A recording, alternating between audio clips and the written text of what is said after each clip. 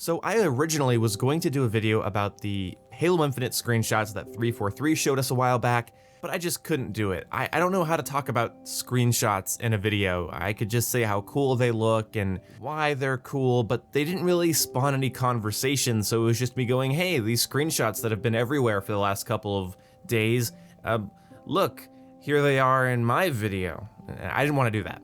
But while I was thinking about making that video, I did have an idea, and the idea is that there is a good reason that Halo players are so afraid of change. This video is a little bit fanboy, a little bit mushy, but I hope you guys hear me out. There's a good reason that people don't want Halo Infinite to have things like sprint or thrusters, and you might be thinking as a non-Halo fan, what the hell is the big deal with sprint? Well, personally, for me, I think it's the way sprint is implemented that will make or break the game, not its existence by itself. But I have been racking my brain around this for a while now.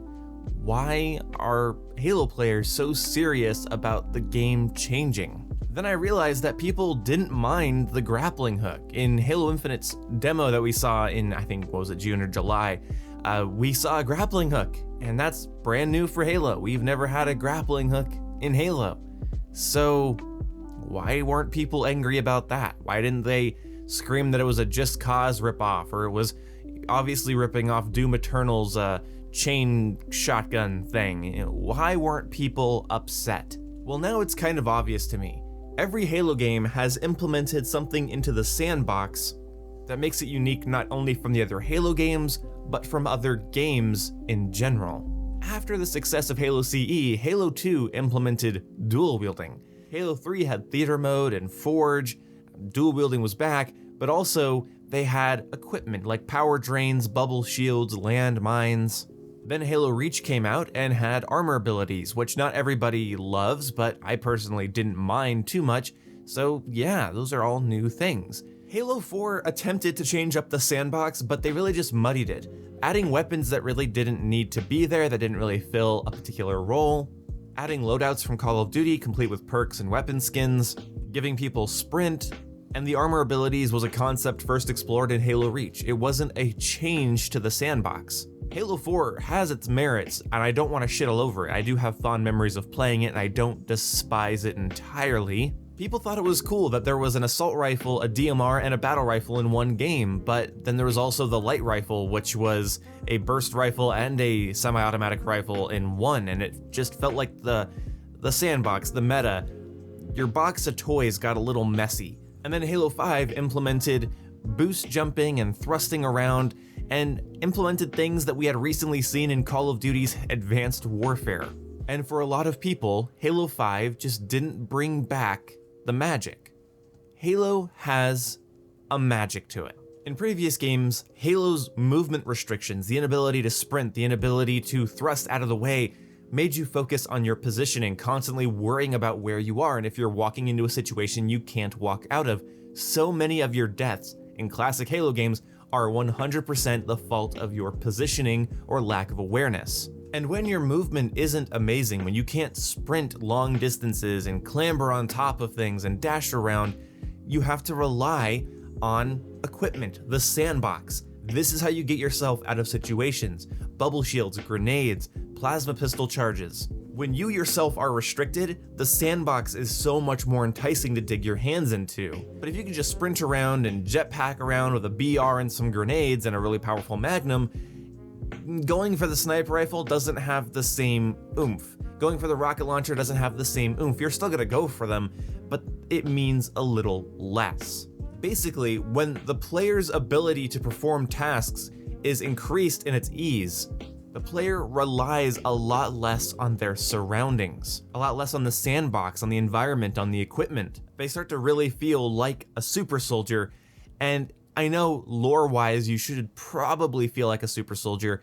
When it comes to gameplay, Bungie, in all of their games, in my opinion, struck this beautiful chord of making you feel restricted, but from that restriction comes imagination, comes potential. Now, if you were like me, you loved playing with toys as a kid. And if you're also really like me, you're 23 and you're still spending a little bit too much money on toys. But look, when I was a kid and I would play with my action figures or my Legos, it was always fun to play pretend and make things work and imagine scenarios in which my action figures fighting each other makes sense. And that was fun. It's the original sandbox game, is your box of toys or your Legos or whatever it might be.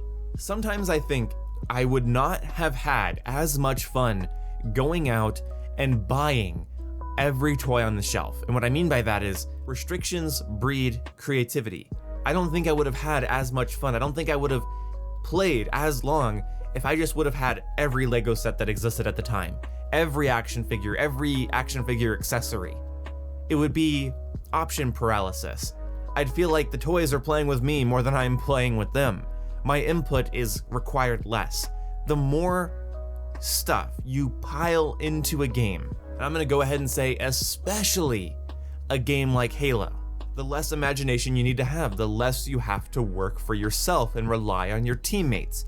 If you're a super soldier, you're a super soldier. But for me, Halo, especially in its multiplayer, is not so much a power fantasy.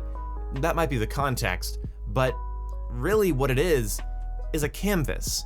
It's the other things around Halo that make it feel so toy box-ish.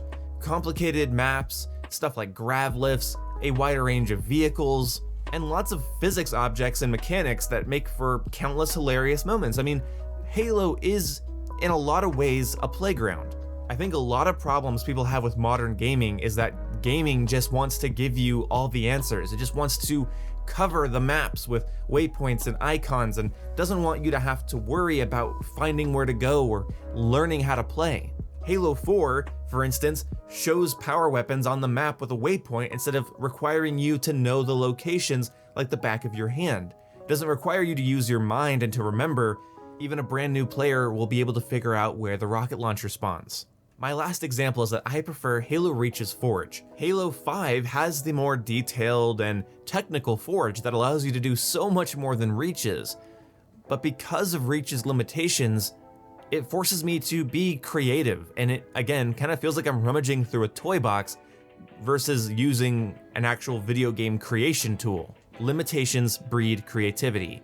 David Lynch said that the restrictions he faced as a filmmaker when it came to budget or whatever made him get more creative with when he filmed shots and how he filmed them, how he made do with what he had, bred a form of creativity that makes his stuff just crazy and weird and surreal to watch.